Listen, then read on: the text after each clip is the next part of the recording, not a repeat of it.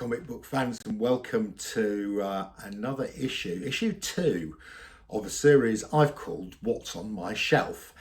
And it's called What's on My Shelf because I'm going to talk to you about what's on my shelf. Okay, so I've got 4 things on my shelf today. I'm going to talk through each one of them. Just what I've got there is things that have caught my interest in the last week or two. Right, so first of all, a pickup. So this is a recent pickup that I got. It was from a Facebook group. A guy was selling this, I think, for £12. And it's a comic I had been looking for, and it is Shazam number 8.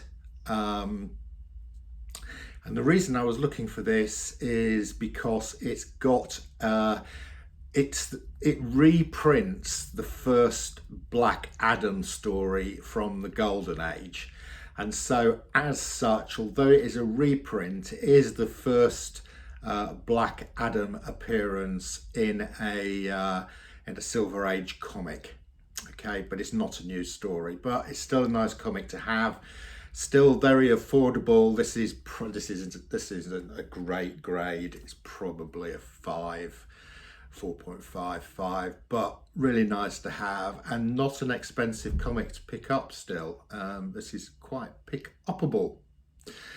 Right, second thing on my shelf is this one. Again, this was a recent pickup. This came in my Stackery box, which arrived last Monday. There's nothing too special about this, but I bought this from a Whatnot site where the guy was basically selling George Perez books, and he was also offering to press, clean them and submit them to CGC to get George Perez to sign them and then get CGC to grade it.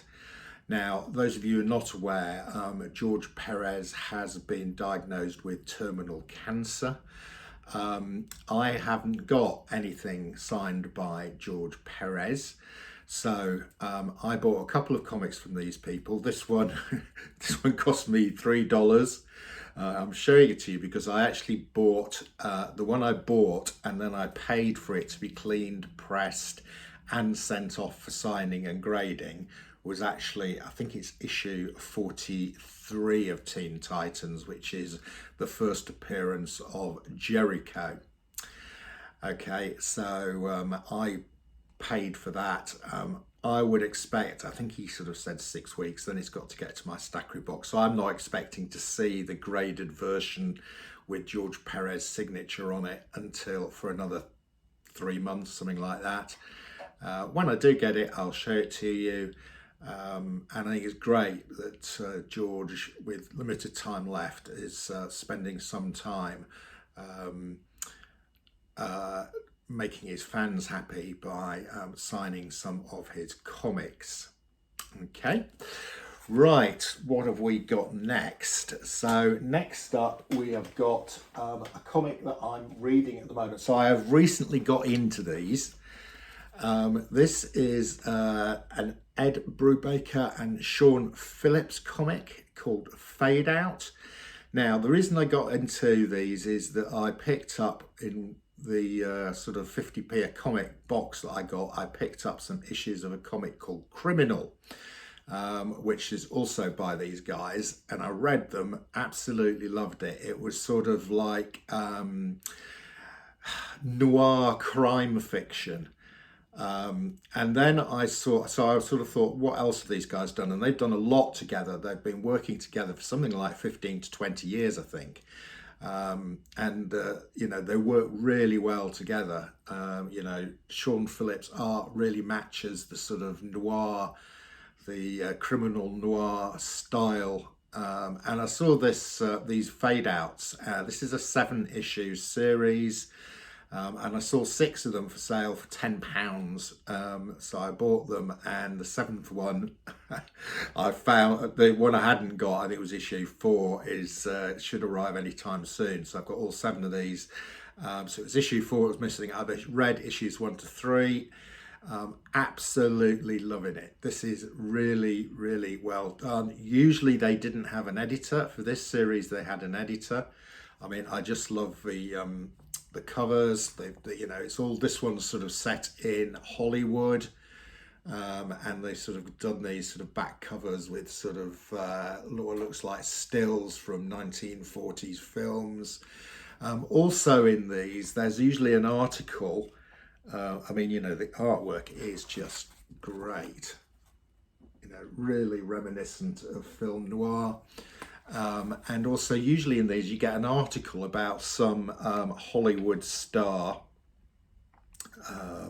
So there was one with a story about Fatty Arbuckle. Oh right, yeah, this one has got an article about the lonely death of Peg Entwistle.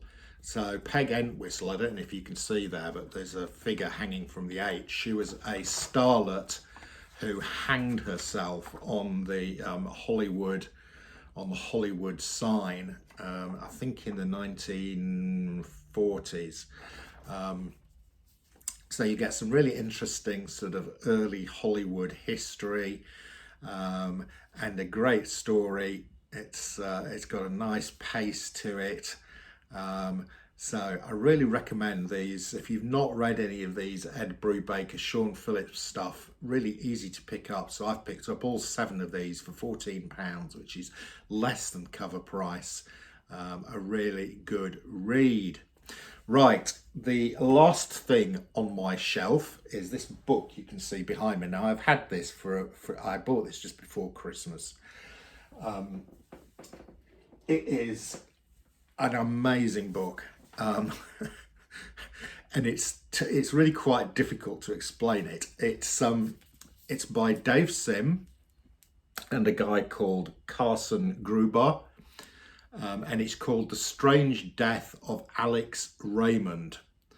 Now, Alex Raymond was an artist who was famous for drawing Flash Gordon, and he was really quite well at the time of his death, and I think he died when he was about 43, 44 in a car accident.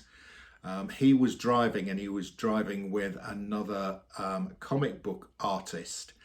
So, and there's different reports of this accident, and you know, it's a bit sort of bit in comic myth, this death of Alex Raymond. And in this book, ostensibly Dave Sim sets out to investigate, to look at the different reports of the death of Alex Raymond. But you know, with Dave Sim, nothing is very simple. I mean, this book it kept me absorbed for some time. I mean, the artwork is fantastic.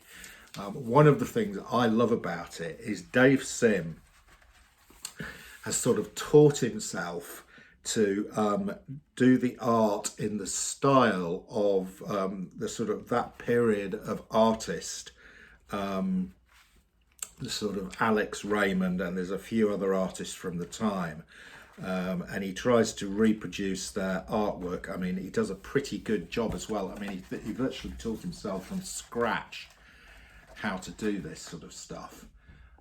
You know, really nice. And he goes through and he sort of, you know, there's various deep depictions of the artists concerned. This guy here, I think he's Sal Williamson, who was the successor really to Alex Raymond. He sort of picked up drawing Flash Gordon for many years, and you know, this really is a fascinating book, with some fantastic looking artwork. I really do love this sort of photorealism style of the era. You know, we've got a drawing here of Neil Adams in 1977. I don't know if you can see that. And I love these drawings of the various artists that we've got going through this. You know, he's trying to pick up the style of drawing just great. So there's a sort of mystery story, and here's the sort of three guys. He talks about the style of drawing, the Foster School, the Raymond School, and the Caniff School. Those are the three guys. I mean, and you know, I learned things about comics and art drawing from this that I really hadn't thought about. Really fascinating. Here we go. Here's a picture of the car crash. And it says a metaphysical history of comics photorealism. You know, Dave Sim appears in this quite a lot himself. And it's, you know, we get, and then he goes through each of these guys and their school of art. Hal Foster, he of the Viking Prince. The Alex Raymond School. I mean, I love Alex Raymond's artwork on Flash Gordon. I think it's just tremendous. And this guy who I wasn't as familiar with, Milton Caniff.